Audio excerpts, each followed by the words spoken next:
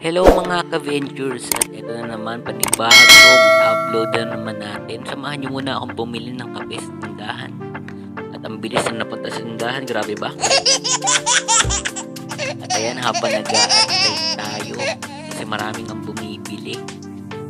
Alas 5:30 ng hapon, bibili tayo ng kape bago tayo magpalipad ng ating drone. At ayan na nga, nakabili na tayo ng kape. Habang naglalakad ako ay nakita ko itong mga to na naglalaro. Ayan. Patay naman daw. At ito, fast forward tayo. Malapit na tayo sa bahay. At ito na nga, pakita ulit tayo sa may bubong. Pinapakita ko lang guys kung saan tayo dumadaan papunta sa ating bubungan. At ito na mga ka-ventures, dito na tayo malapit sa may bubong. Ayan, nyari na naman kapag umulan, sigurado tutulo na naman yan. Pagpasensyahan nyo na guys kung maraming dahon at saka maraming kalawang na yung bubong namin. At eto na, ginamitan na natin ang malupit ang pinagbabawal na technique. The time lapse. At dyan, habang siniset ko nga yung ating drone sa ating pagpapalipad at ako'y nagkakape, ayan na yung unang lipad natin habang hinahanapan natin ng magandang view. Ayan, para makita ninyo. Bilis mong daliri, no? At ayan, pagpapalanding natin, perfect landing, gotcha. Alright, ayan, kape muna tayo ulit. Masyado nagmamadali guys. At ayan, napayosin muna ako sa paano nga ba, ano ba magandang concept na gagawin natin sa pagpalipad ngayon natin ngayong araw na to. Nabubulol-bulol na, grabe ba? At ayan, isip-isip sa web, ano ba natin palili pa rin ng maganda yung view. At ayan, lipad na ulit.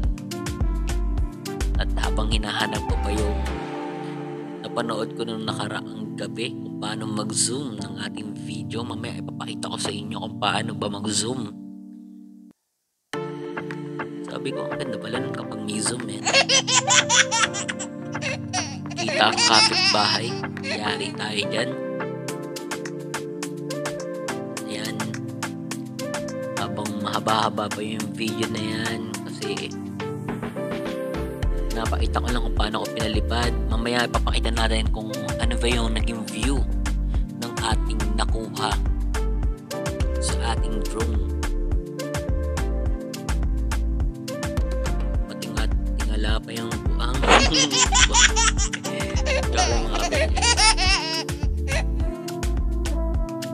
Ayan, muli kong ibinaba.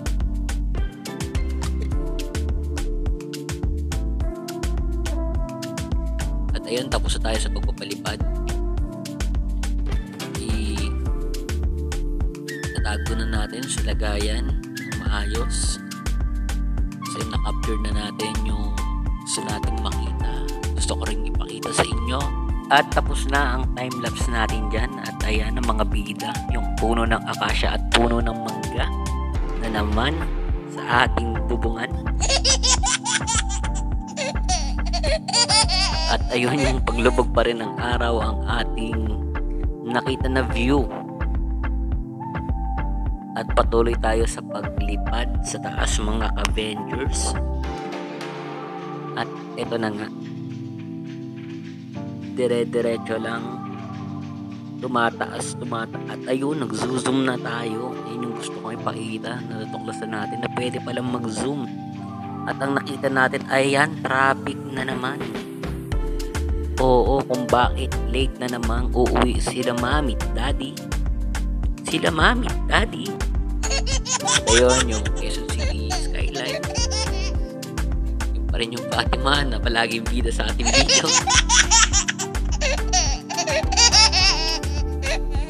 At bandang San Mateo pa rin. Ayun, dire-diretso yun yung San Mateo na yun. Pero mahirap lakarin yan. At ayan yung Pogi loob. Daming bahay dyan. napansin kasi ako dito. At ayan, sabi ko parang kulay pink yung ating, ano ba tawag dyan? Kulap. Ating himpapawid. Kulay pink yung langit, guys.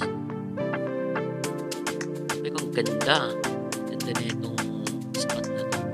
At ayan, kinuha na ko dyan yung buwan. O diba, solid yung ating view. Kakaibang view na naman to ngayong araw na to. Hindi na naman natin as usual na nakikita. Bago na naman sa ating mga mata. Hindi po edited yan. Wala pong filter yan. Yan na po yan. As is po yan. Guys tuloy. Ito mga kabedros. As is po yan. At yung kulay pink na ang ating kalangitan. Habang nakatutok yung drone sa parting papuntang Pogi Gate 2 sa may palengke. Ayan yung buwan. Ganda ng buwan dyan.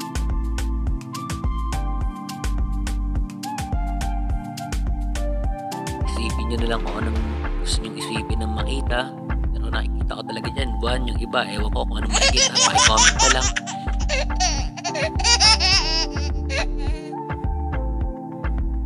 Grabe ba? At ayun, diba ganda-ganda ng view.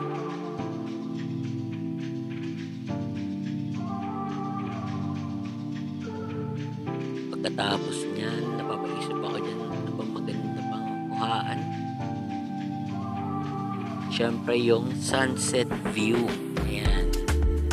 Ano ba yung tawag sa mga taong mahilig sa sunset na katulad ko? Paki-comment na lang or ilagay ko na lang siguro yung definition dito mamaya.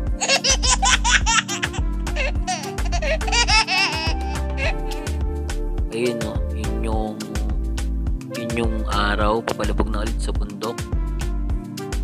Kaso medyo maulap, so kaya ganyan yung itsura. Yun, paki-comment na lang kung ano ba ang inyong nakikita. At thank you sa mga patuloy na nanonood at sumusuporta.